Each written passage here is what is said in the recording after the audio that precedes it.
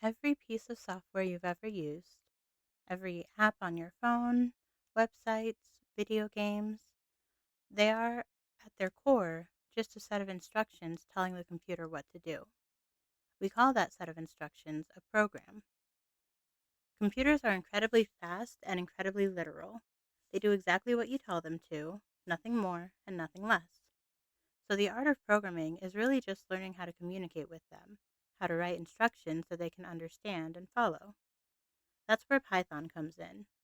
Python is a programming language, which means it's a language we can write those instructions in. It's one of the most popular programming languages in the world right now, and it's a great first language to learn because its syntax, or the rules for how you write it, is clean and readable and looks a lot more like English than a lot of other languages do.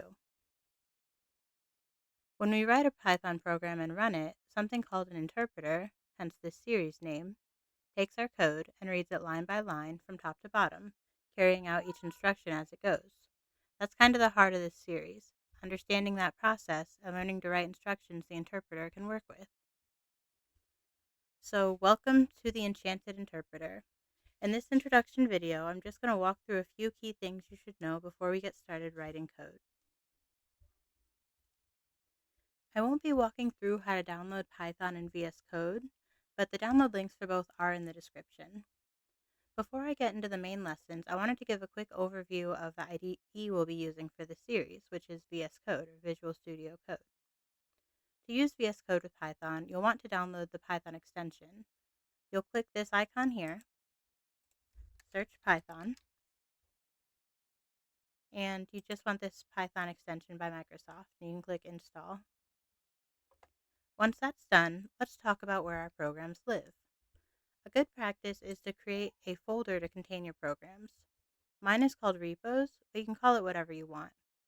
I have mine in the D drive on my computer. You can place it on your desktop, in your documents folder, put it wherever you'll remember it. Once you have a folder for your projects, let's go ahead and make our first project. So you can get back to the File Explorer by clicking this icon here, and you can click Open Folder, or you can go to File, Open Folder, and you'll navigate to wherever you saved your projects folder, and then right-click and select Create New Folder. So I'm just going to make an example one on my desktop. So actually I have a repos folder here, which is empty. Perfect. So I'll I'll right click and go to New Folder. And I'm just going to call this First Program. All right, so I have a First Program folder, and then I'll select that folder. And now I'm in my First Program folder within VS Code. So now we're in a project folder, but we don't have any program files yet. On the left here, we have a File Explorer. You can see we're in our First Program folder, and it contains no files. To create a Python file, we have to use the .py extension. So we can click this button here, or we can right-click and go to New File, or you can go to File, New File. So I'll just right-click, go to New File, and I'll give it a name. I'm going to call this First Program as well, First Program, and we need to make sure to include the extension, which is .py. And you can see this Python icon showing that it recognizes that this is a Python file. Now the file is open in the editor on the right here. Here I can enter the instructions for the Python interpreter. Remember, programming is just writing instructions for the computer to follow. Go ahead and write print, and then parentheses, and then inside the parentheses put quotation marks, and write blessed be, or whatever you want to write. It's okay if you don't understand what this means yet. We'll cover it all in lesson 1. I just want to demonstrate how to run a program. We'll need to save the file, either by going to File, Save, or using the shortcut Control S or Command S on a Mac. You can tell if a file is saved by the white dot here. This white dot means that it's not saved. When I do Control S, that dot disappears.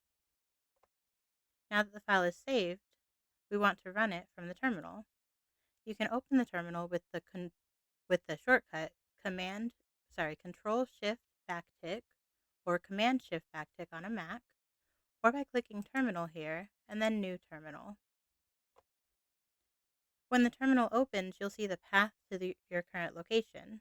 You want to make sure this path is your first program here. It should be since we're opening it from VS Code, but just in case it's not, you'll want to navigate to that folder. So in my case, I'm in my desktop, my repos folder, and then my first program folder. To run our file, we need to type the command python, and then a space, and then our file name. So first underscore program dot py. We need to include the extension. When we hit enter, we should see blessed be, or whatever you typed in the quotes. So again, the command to run a program is python, or if you're on a Mac, it'll be python 3, and then your file name. So first program, and I'm not on a Mac, so I just want python. First program.py. And if you don't understand what this is doing, that's totally okay. We're going to go over all of that in lesson 1. I just wanted to cover how to run the file so that you can follow along once we do get started with the lesson videos.